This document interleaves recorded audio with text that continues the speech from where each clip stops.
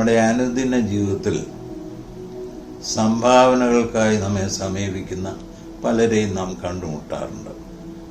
പല കാര്യങ്ങൾക്ക് വേണ്ടി സംഭാവന ചോദിക്കുന്നവരുണ്ട്.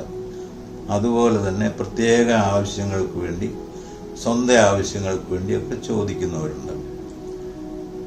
എന്തായിരിക്കാം നമ്മുടെയൊക്കെ ഒരു പ്രതികരണം ഇവയോട്? ഒരു വലിയ ബിസിനസ് ഉള്ള ഒരു കമ്പനിയിലുള്ള ആളുകളാണെങ്കിൽ അവർക്ക് ഈ ചാരിറ്റി കൊടുക്കുവാനായിട്ട് മാറ്റിവെക്കുന്നതിൽ നിന്ന് എടുത്തു കൊടുക്കുന്നതിന് യാതൊരു പ്രയാസവുമില്ല. എന്നാൽ മറ്റുള്ളവർ അങ്ങനെയല്ലല്ലോ. ഈ ലിസ്റ്റ് നോക്കി കൊടുക്കുന്ന ചില ആളുകളുണ്ട്. മറ്റവനൊക്കെ എത്ര കൊടുത്തു, അതിനേക്കാൾ എനിക്ക് ഒട്ടും കുറയാൻ പാടില്ല എന്ന് ചിന്തിച്ചു കൊടുക്കുന്നവരുമുണ്ട്. അവർക്ക് സമൂഹത്തിൽ മാന്യത അവരിങ്ങനെ നിലനിർത്താനുള്ളൊരു പൊങ്ങച്ചം കാണിക്കാനുമായിരിക്കാൻ കൊടുക്കുന്നത്. അതേ സമയത്ത് ഒരു ധാർമ്മികതയുടെ പേരിൽ കൊടുക്കുന്നവരും ഉണ്ട്. ചിലരൊന്നും ചിന്തിക്കാതെ എടുത്തു കൊടുക്കുന്നവരുണ്ട്. എന്നാൽ മനസാക്ഷി കുത്ത് ചില ആളുകൾക്കുണ്ടാകാം. അവരാണ് അവർ ചെയ്തു പോയിട്ടുള്ള ദോഷങ്ങളും അകൃത്യങ്ങളും മായ്ച്ചു കളയത്തക്ക വിധത്തിൽ അതിന് പരിഹാരം ലഭിക്കാനായിട്ട് ദാനം ചെയ്യുന്നവരുണ്ട്. അതുമാത്രമല്ല, അവരൊക്കെ പുണ്യസ്ഥലങ്ങളിലൊക്കെ സന്ദർശിച്ച് ധാരാളം അങ്ങ് ഔദാര്യമായി കൊടുക്കുകയും ചെയ്യും. ഇതിന്റെ എല്ലാം ഉദ്ദേശം പാപം കഴുകിക്കളയണം എന്നുള്ളതാണ്. മറ്റു ചിലർ ദൈവസ്നേഹം അവരെ നിർബന്ധിക്കുന്നത് കൊണ്ട് കൊടുക്കുന്നു.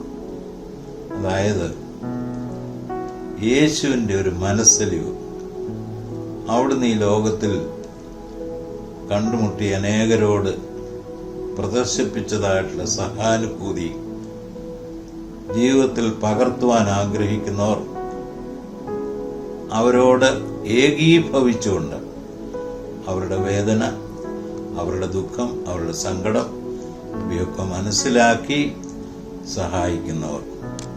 കർത്താവ് മാനിക്കുന്നത് അങ്ങനെയുള്ള ചില സംഭാവനകളെയാണല്ലോ.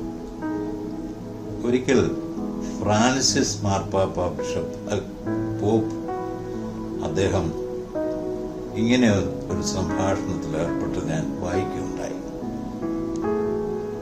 നിങ്ങളെ സമീപിക്കുന്ന ഒരു ഭിക്ഷുവിന് എന്തെങ്കിലും കൊടുത്ത് എത്രയും വേഗം വിടാനാണ് നിങ്ങൾ പരിശ്രമിക്കുന്നത്, ആ ബാധ അങ്ങ് ഒഴിയാനായിട്ട്. എന്നാൽ ഞാൻ നിങ്ങളോട് ചോദിക്കുകയാണ്, ഒരു നിമിഷം നിങ്ങൾ അവനുമായിട്ടൊരു നർമ്മ സംഭാഷണത്തിൽ നിന്ന് ഏർപ്പെട്ടാൽ എന്താണ്? ഒരു സ്നേഹം പ്രദർശിപ്പിക്കുവാൻ, ഒരു സഹാനുഭൂതി കാണിക്കുവാൻ, സ്നേഹിത എന്നൊന്ന് വിളിക്കുവാൻ, അവന്റെ കരം ഒന്ന് തൊടുവാൻ നമുക്ക് സാധിച്ചിരുന്നെങ്കിൽ എത്രയോ അഭികാമ്യമായ ഒരു സംഗതി. ഒരിക്കലൊരു ഭിക്ഷു ഒരു മഹത് വ്യക്തിയോട് തന്നെ ഒരു ഭിക്ഷ ചോദിച്ചു. അദ്ദേഹത്തിന്റെ പോക്കറ്റ് കൈയിട്ട് നോക്കിയപ്പോൾ ഒന്നുമില്ല.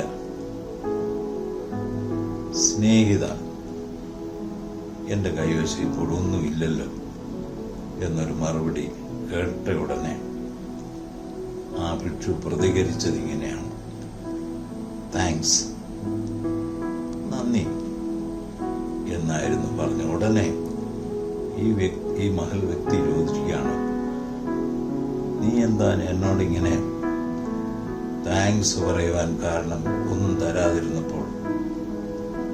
അപ്പോൾ ആ ഭിക്ഷു പറഞ്ഞു, എന്റെ ആയുസ്സിൽ ഇതുവരെയും എന്നോട് ഇങ്ങനെ സ്നേഹിത എന്നൊരു വിളി കേട്ട് എനിക്കിങ്ങനെ നിർവൃതി അടയുവാൻ ഇതുവരെ സാധിച്ചിട്ടില്ലല്ലോ.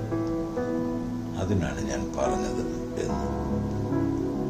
അതുകൊണ്ട് ദൈവം മാനിക്കുക എന്നുള്ളത് വളരെ അർത്ഥവത്തായ ഒരു സത്യമായി നാം മനസ്സിലാക്കി ദൈവസ്നേഹം പുലർത്തുവാൻ നമുക്ക് സാധിക്കട്ടെ എന്ന് ആശംസിക്കുകയും ചെയ്യുന്നു.